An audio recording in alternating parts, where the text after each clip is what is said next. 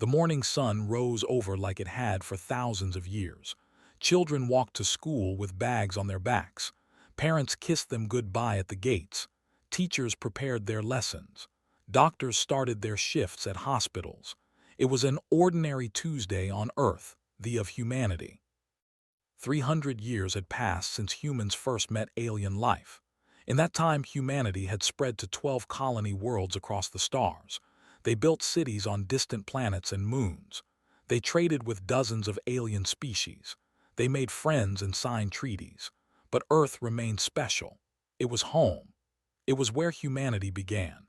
And on this ordinary Tuesday, 8 billion people lived their ordinary lives on this pale blue world. The Dominion had watched humanity for decades. The species controlled 47 star systems. Their warriors stood 7 feet tall with armored shells and razor-sharp claws. They had conquered 11 species before humanity even left their planet. To the universe had one law: the strong rule and the weak serve. Humans confused them. These soft pink creatures had no natural weapons, no claws, no shells, no venom. Their military was small and scattered across their colonies. They seemed to care more about art and trade than war. The High Command saw humanity as prey that had somehow avoided being hunted. It was time to correct that mistake. Supreme Commander stood on the bridge of his flagship, the World Crusher. Around him floated 300 warships, the largest fleet ever assembled. Their target was not a military base or a colony. Their target was Earth itself. Had chosen his strategy carefully. Other species surrendered when they're burned. Humans would be no different. "Begin the attack," ordered. "Target civilian centers. I want them to feel fear before they feel death." The first plasma bombardment hit Mumbai at 9:47 in the morning local time. A school vanished in green fire.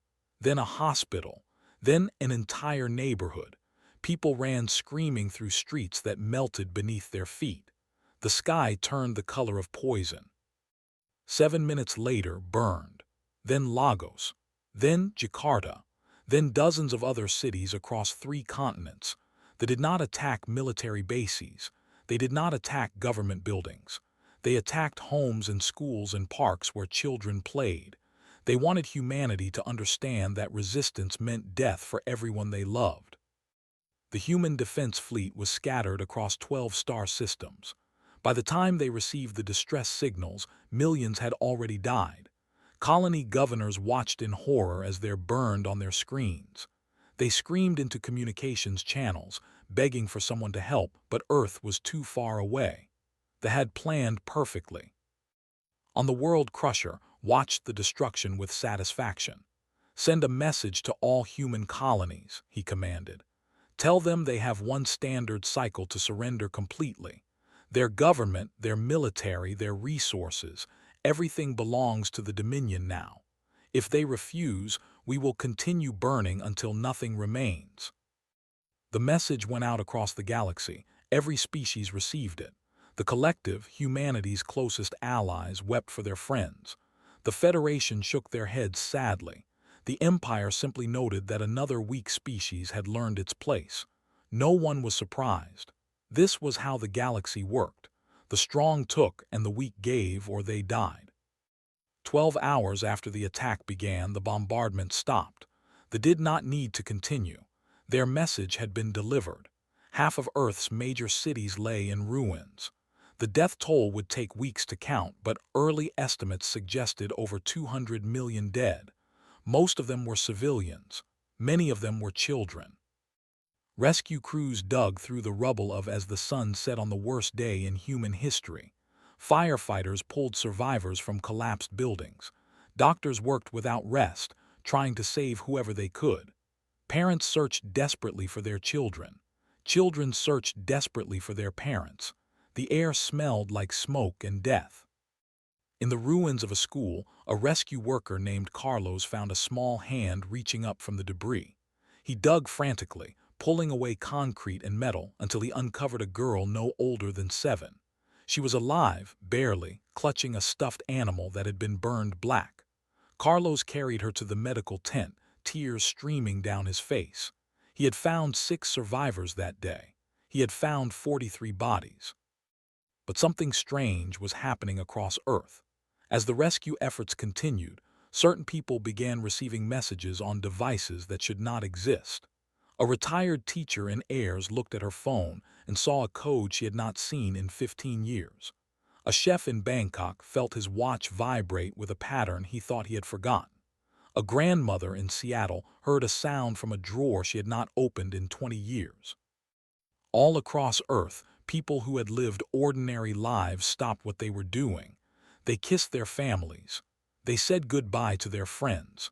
And then they walked to places that did not appear on any map. Beneath the Swiss Alps, in a facility that officially did not exist, General stood before a wall of screens. She was 73 years old, with gray hair and eyes that had seen too much. For 30 years, she had commanded a military that the galaxy did not know existed. For 30 years, she had hoped she would never need to use it.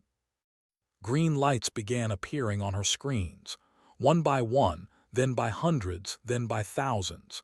Each light represented an activation.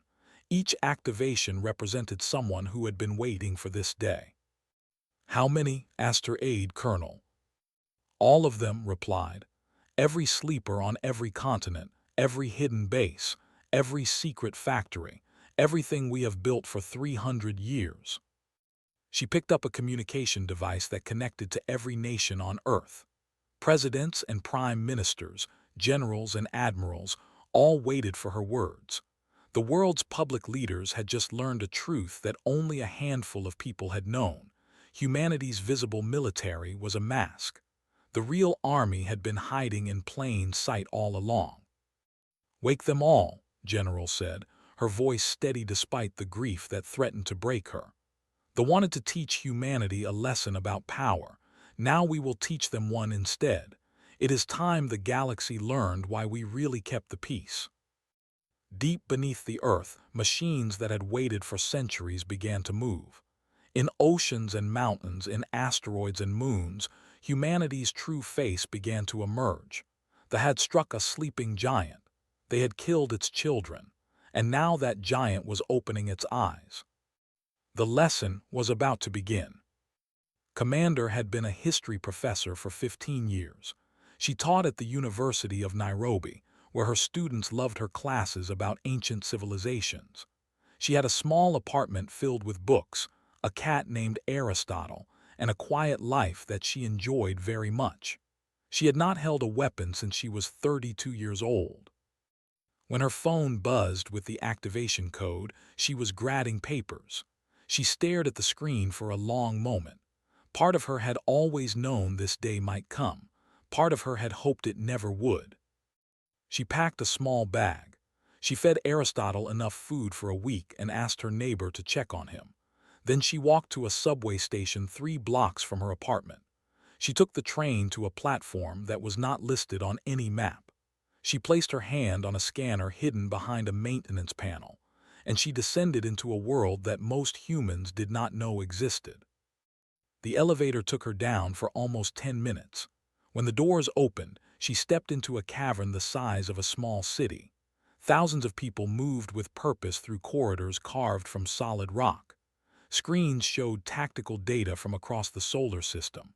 And in the center of it all, resting in underground docks, waited ships that humanity had never shown the galaxy. "Commander," said a young officer saluting, "your ship is ready. The Whisper is fully armed and crewed." Nodded. The Whisper was a stealth cruiser she had helped design 20 years ago, before her retirement to civilian life. She knew every system, every weapon, every capability. She had hoped she would never need to use that knowledge. All across Earth, similar scenes were happening. The retired teacher in Ayers was actually a fighter pilot who had flown 37 combat missions in secret wars the public never knew about. The chef in Bangkok had commanded a special operations team that had prevented 3 interstellar incidents. The grandmother in Seattle had been an admiral who controlled a carrier group hidden in the asteroid belt. For 300 years, humanity had maintained 2 militaries. The first was public, small, professional, designed to make humanity look weak and peaceful. This military handled pirates and small conflicts. It showed the galaxy exactly what humanity wanted them to see, a species that preferred trade to war. The second military was the Continuity Forces.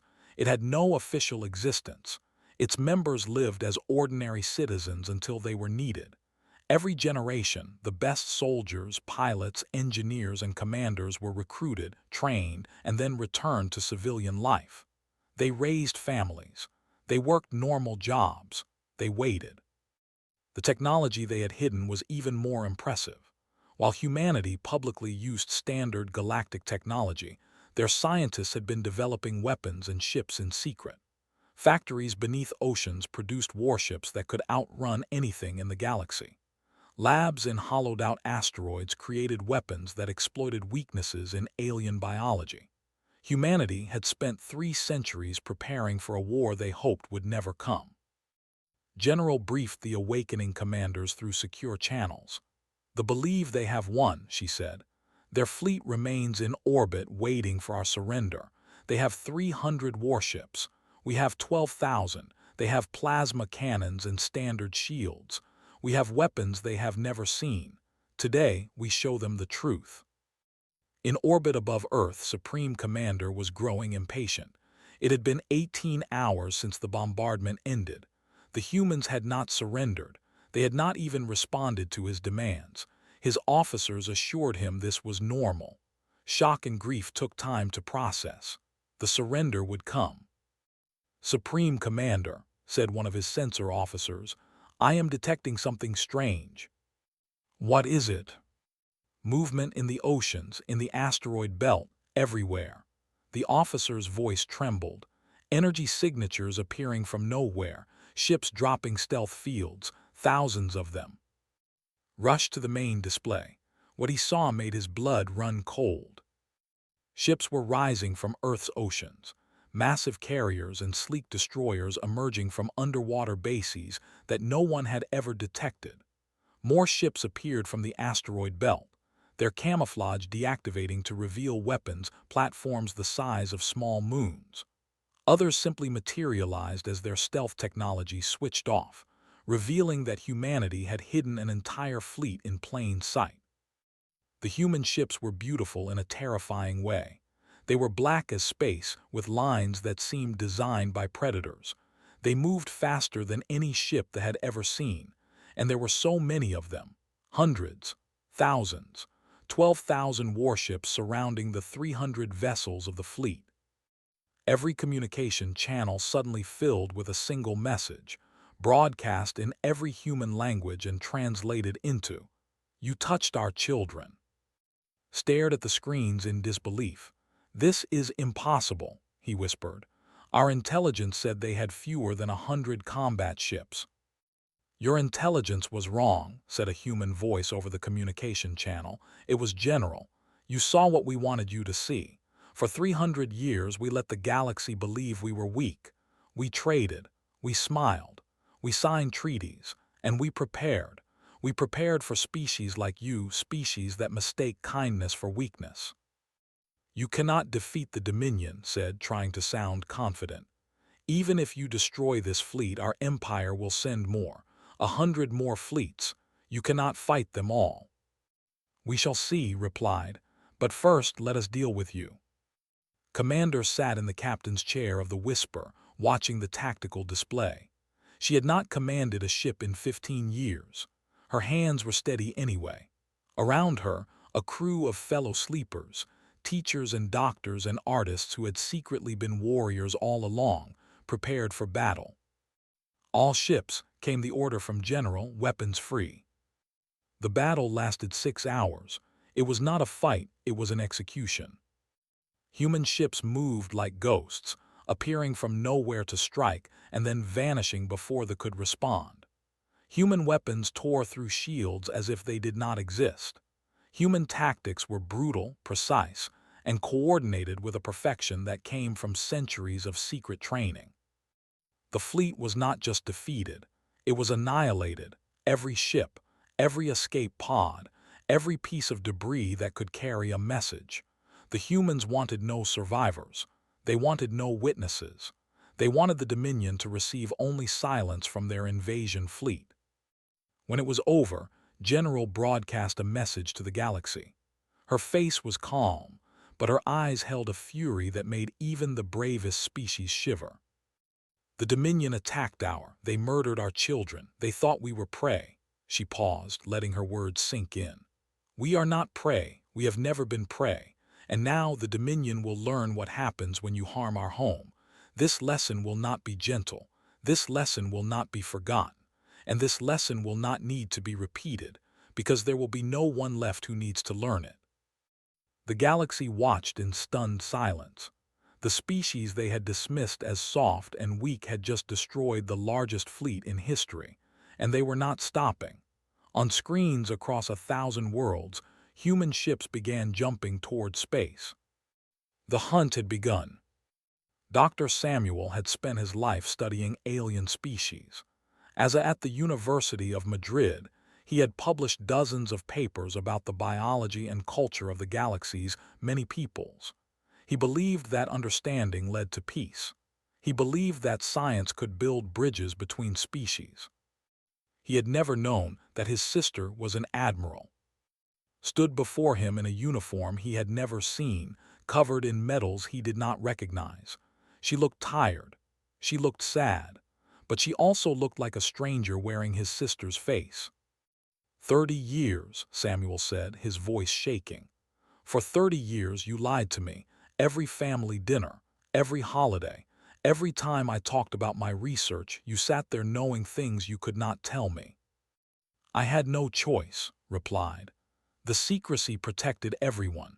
If the galaxy knew what we truly were, they would have struck first.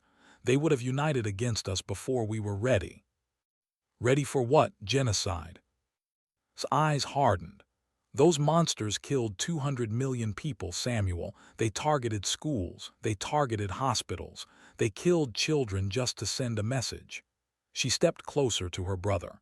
Every child who died yesterday died because we were too slow, because we let the enemy strike first. Never again. Samuel shook his head. This is not who we are supposed to be. This is exactly who we are, said softly. We are capable of great love and great violence. The galaxy only saw our love. Now they will see the other side. And maybe, after they see it, no one will ever force us to show it again. Across the stars, humanity's hidden fleet tore through space like a storm. The first system fell in 3 days, the second in 2. Human tactics were unlike anything the Dominion had faced before. They did not fight fair. They did not announce themselves. They struck from shadows and disappeared before counterattacks could form. But something unexpected happened in the conquered systems.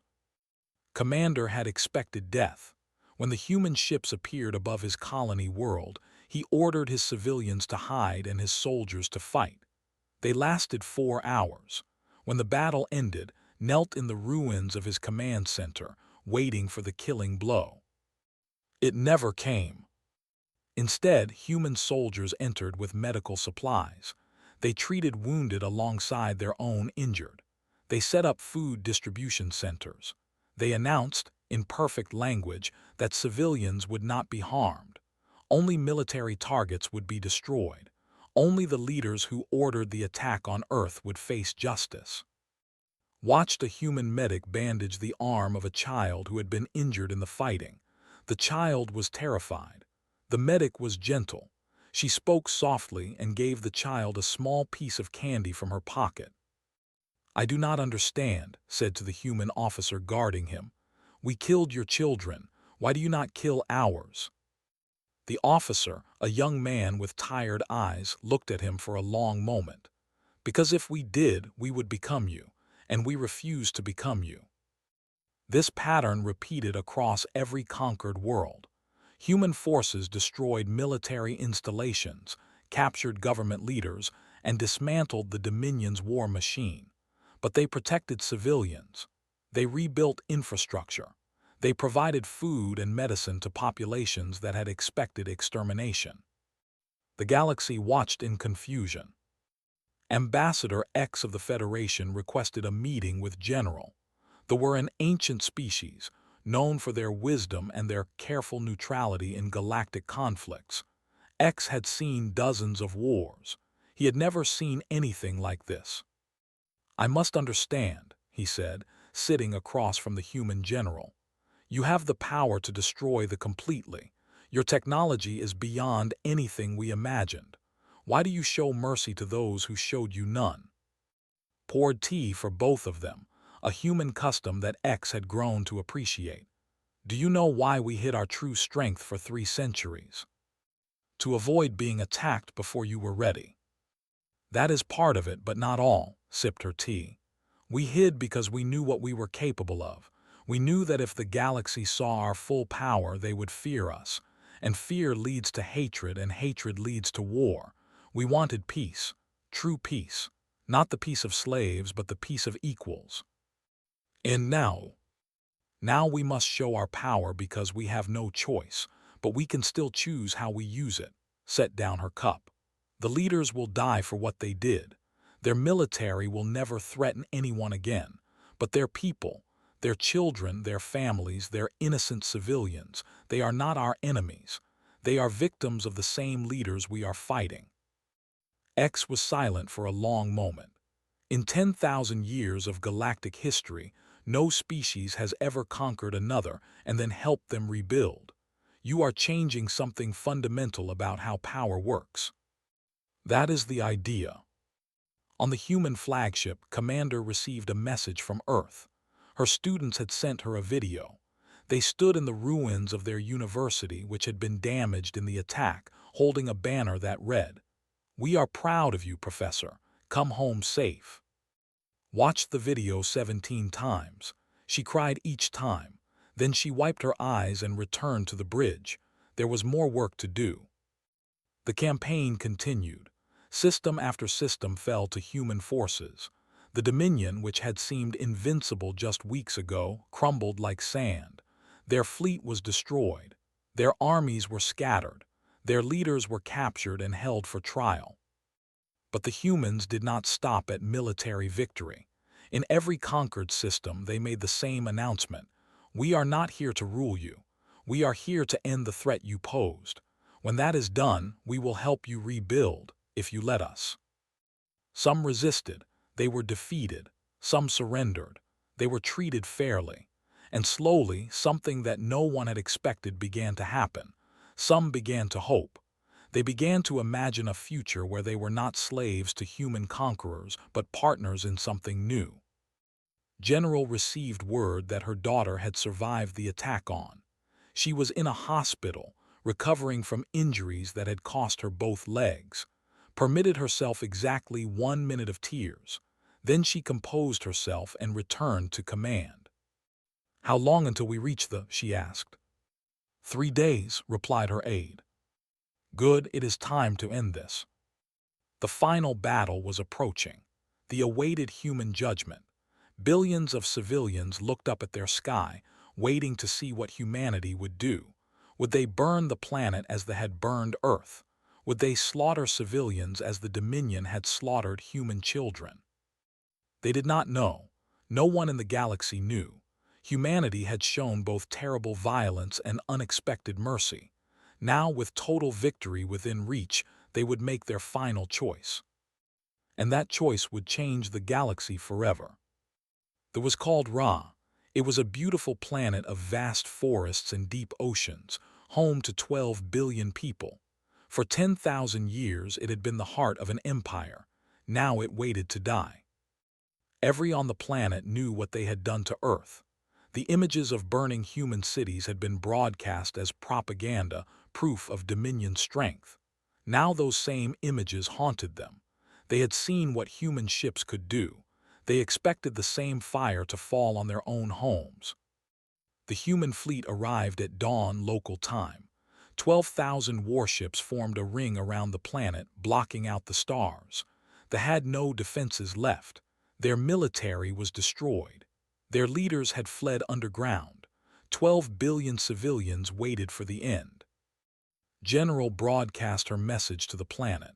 "People of Ra, Your government attacked they killed our children. They believed we were weak, and they paid for that mistake. Now I stand above your world with the power to do to you what you did to us." She paused. On the surface, parents held their children close. Some prayed, some cried, some simply waited. "But I will not," continued. "Because we are not you. We do not murder civilians to make a point. We do not burn homes to feel powerful. Your leaders will face justice. Your military will never threaten anyone again. But your people, your children, your families, your innocent millions, you are not our enemies." Across Ra watched their screens in disbelief. Some thought it was a trick. Some thought they had misunderstood. Some wept with relief. Human shuttles began landing, but they did not carry soldiers. They carried doctors and engineers. They carried food and medicine. They carried help. Commander led one of the reconstruction teams. She had spent weeks destroying military installations. Now she walked through the streets of a city, surrounded by people who had every reason to hate her, trying to help them rebuild. An old female approached her. The alien's shell was faded with age, and she walked with a limp. "Why?" she asked simply. Had heard this question 100 times. She still did not have a perfect answer. Because revenge would not bring back our dead. Because hatred is a poison that destroys the one who holds it. Because we want to show the galaxy that there is another way. "But we killed your children." "Your leaders did, your soldiers did, not you." Knelt to meet the old female's eyes. "You are a grandmother, yes. You have somewhere on this planet." "Yes, 3 of them." "Then you understand. You would do anything to protect them. You would burn worlds to keep them safe. That is what we did. But now the burning is over, and we must think about what comes next." Stood. "If we kill you because your leaders killed ours, we become the monsters, and we refuse to be monsters." The commander, who had surrendered weeks ago, was brought to help coordinate the reconstruction. He had once commanded armies. Now he organized food distribution. It was strange work, but he found meaning in it. One day he asked to speak with General. She agreed. They met in what had been a government building, now serving as a human command center. Looked older than she had at the start of the campaign. The weight of decisions pressed down on her. "I must understand something," said. "In all our history, the strong have ruled the weak. This is the natural order. You are strong. We are weak. Why do you not rule us?" Smiled, but there was sadness in it. "Because we tried that long ago, on our own world before we met the stars. We had empires that ruled by force. They all fell. The oppressed rose up. The conquerors became the conquered. Cycles of violence that lasted centuries. How did it end? We chose something different. We built systems where the strong protected the weak instead of exploiting them. It was not perfect. It was never perfect, but it was better." Leaned forward. "We could rule your people by force. We could make you slaves. And in a generation you would rebel. In 2 generations you would be strong again and you would hate us. The cycle would continue. So what do you want?" "Partners, not subjects, but allies. A galaxy where species do not fear each other, where strength is used to protect, not to dominate." Stood and walked to the window. "It sounds impossible, I know, but everything worth building sounds impossible until someone builds it." Back on Earth, the reconstruction was beginning, and Mumbai and Lagos were rising from the ashes. Billions of credits poured in from human colonies. Technology that had been hidden was now being used to rebuild faster than anyone had thought possible. General's daughter was learning to walk on her new prosthetic legs. The technology was advanced. She would be able to run again, even dance, but the psychological wounds were deeper. She had been in her school when the bombs fell. She had watched her friends die. Her mother called every day, even from across the galaxy. "I am sorry I could not protect you," said during one call. "You protected everyone else," replied. "You stopped them from hurting anyone else. That matters." "I should have been there." "You were where you needed to be," smiled through the screen. "Come home soon, Mom. The city is getting prettier. I want to show you." The trials of the leadership began. It was not a show trial. Human judges worked alongside neutral alien observers. Every defendant received a fair hearing. Evidence was presented carefully. The process was slow, but it was just. Most of the high commanders were found guilty. Supreme Commander, who had ordered the attack on Earth, was sentenced to death. Before his execution, he was asked if he had any final words. "I underestimated you," he said. "I thought you were prey. I was wrong. But I do not understand you. You could have destroyed us. You could have erased our species from the galaxy. Why did you not?" The human judge looked at him for a long moment. "Because that would have made us like you, and we would rather die than become what you are." Laughed a bitter, broken sound. "Then you are fools. In a galaxy of predators, mercy is weakness." "Perhaps," the judge said, "or perhaps the galaxy is ready for something new." The execution was quick and painless. Humanity did not believe in torture, even for those who had tortured others. As the campaign wound down, General made a final broadcast. This one was not to it was to the entire galaxy. For 300 years, humanity hid its true strength. We did this because we feared what the galaxy would do if they knew the truth. We were right to fear, but fear is no way to live. She took a deep breath. "Today we release everything, all of our technology, all of our research, all of the secrets we kept for 3 centuries. We share them freely with every species that wants them. We have nothing left to hide." Across the galaxy, alien scientists received data packages containing technology that would have taken them centuries to develop. Medical advances, energy systems, materials science.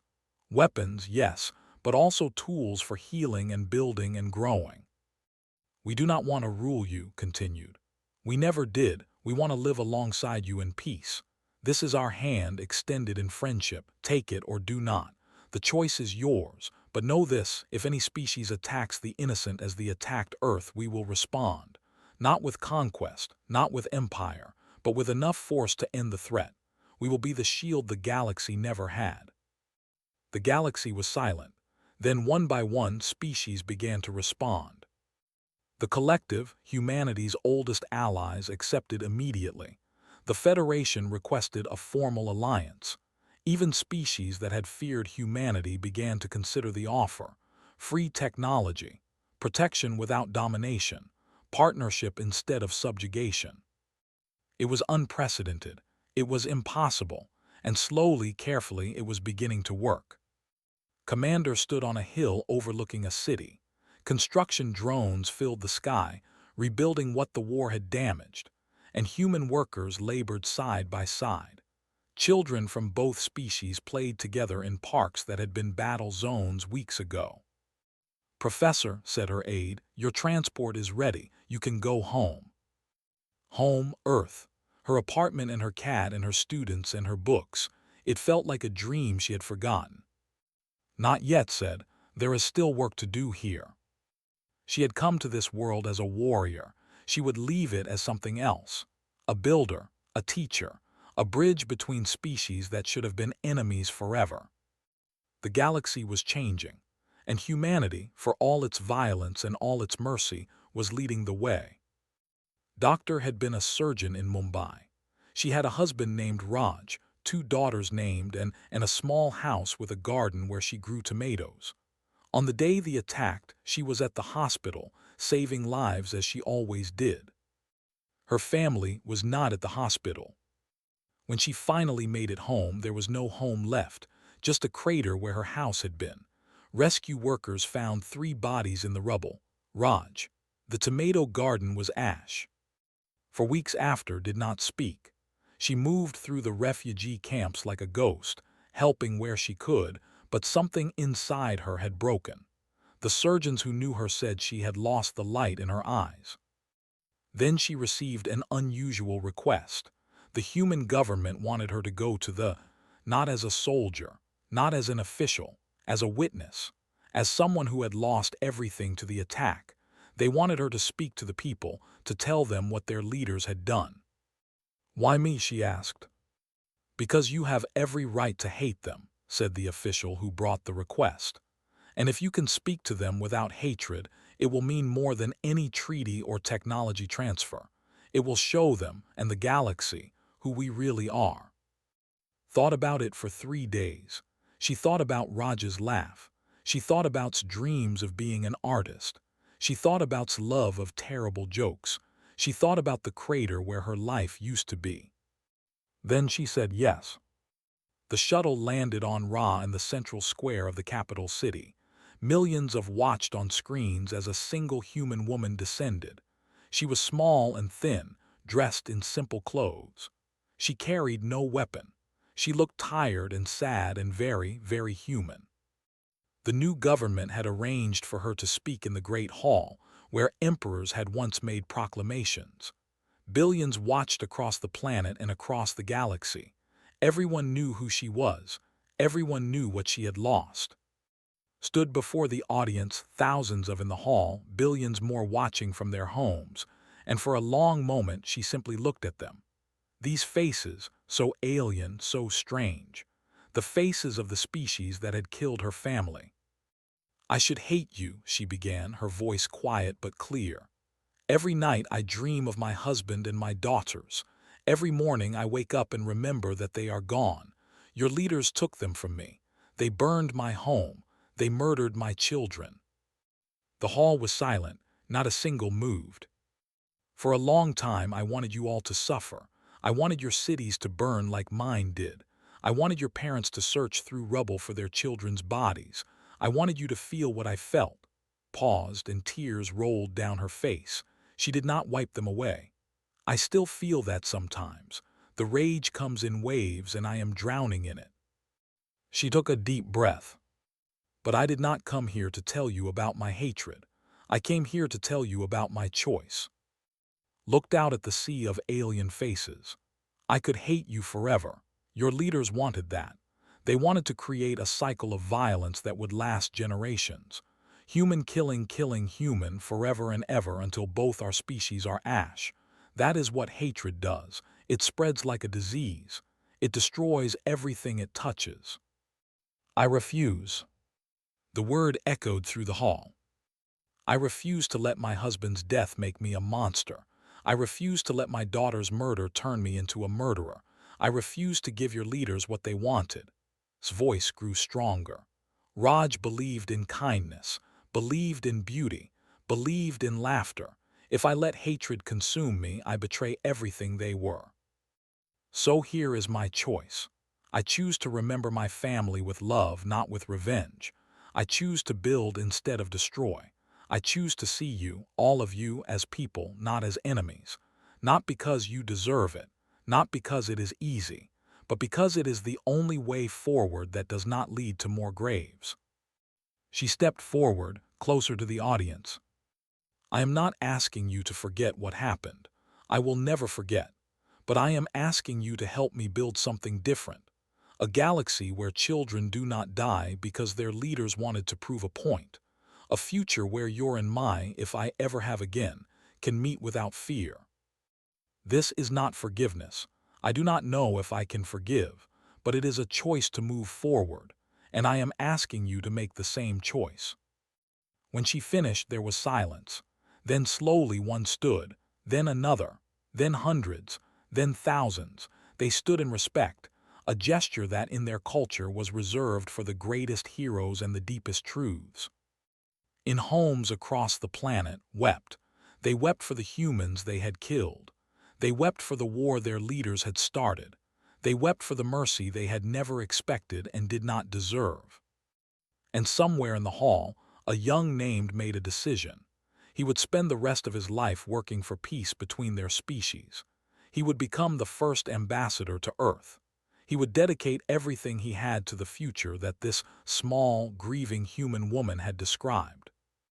The years that followed were not easy. There were setbacks and arguments and moments when the old hatreds threatened to return. But slowly, painfully, things changed. The Dominion was dissolved. In its place, a new government formed, one that renounced conquest and joined the growing alliance of species that humanity led. The hidden technology that humans had shared spread across the galaxy, lifting millions out of poverty and disease. General retired to help with reconstruction and to be with her daughter. She lived simply, tending a small garden and teaching history to children who had grown up in the shadow of war. When people asked about the campaign, she spoke honestly about the violence and the mercy, the rage and the restraint. "We did terrible things," she would say. "We killed thousands to save millions. That weight never leaves you. But I believe we made the right choice, not because we were perfect, but because we tried to be better than we had to be." Commander returned to teaching. Her students knew the truth about their professor now, but she did not let that change how she taught. She still spoke of ancient civilizations and the lessons they held. She still assigned too much homework. She still believed that understanding the past was the key to building a better future.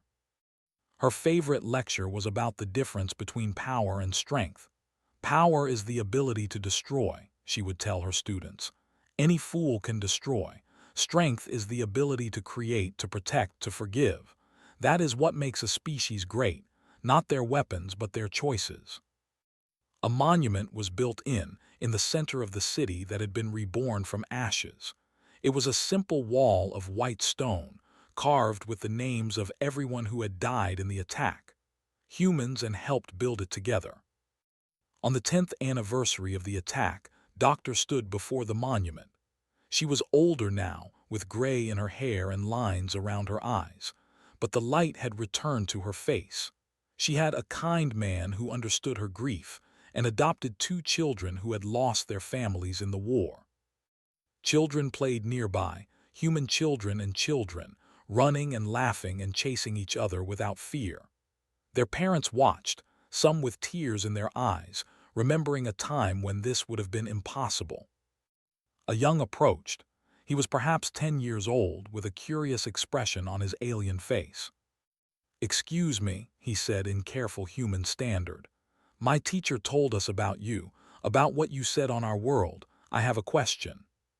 Smiled at him, asked, "Why did your people not destroy us? You were stronger, you could have killed everyone. Why did you let us live?" Knelt down to meet his eyes, a gesture she had learned from Commander. "Do you know what the hardest thing in the universe is?" The young thought about it. "Fighting, building a spaceship." "No," shook her head gently. "The hardest thing is choosing not to become the monster that hurt you. Anyone can destroy, anyone can hate, but to survive, to really survive, without losing who you are, that takes real strength. Is that what makes humans special?" Laugh softly. "Oh, little one, humans are not special. We are just as capable of cruelty as any species. We have done terrible things throughout our history, but we are also capable of kindness, of mercy, of choosing something better." She placed her hand on his shoulder. "You are capable of the same thing. Every species is. It is not about what you are. It is about what you choose to be." The young thought about this for a long moment. Then he nodded, thanked her, and ran off to play with the other children. Stood and watched them, human and playing together as if the war had never happened, as if their species had always been friends. She thought about Raj and And. She wondered what they would think if they could see this. She believed they would be proud. Somewhere in the galaxy, another species considered attacking a human world. Their admirals studied the records of the war. They saw the hidden fleets and the devastating weapons. They saw the complete destruction of the military. But they also saw what came after: the mercy, the rebuilding, the hand extended in friendship, the choice not to become conquerors even when conquest would have been easy. They saw a future that did not require more graves. And they chose differently. The galaxy was still dangerous. There were still threats and challenges and moments of darkness. But humanity had lit a small flame, a flame of hope, of mercy, of the belief that things could be better. And slowly, that flame was spreading. It would take generations. It would take patience and courage and countless small choices made by ordinary people. But someday, perhaps, the galaxy would know peace. True peace. Not the peace of fear or domination, but the peace of understanding. That was the dream. That was what the children playing in would inherit. And that, more than any weapon or army, was humanity's true strength.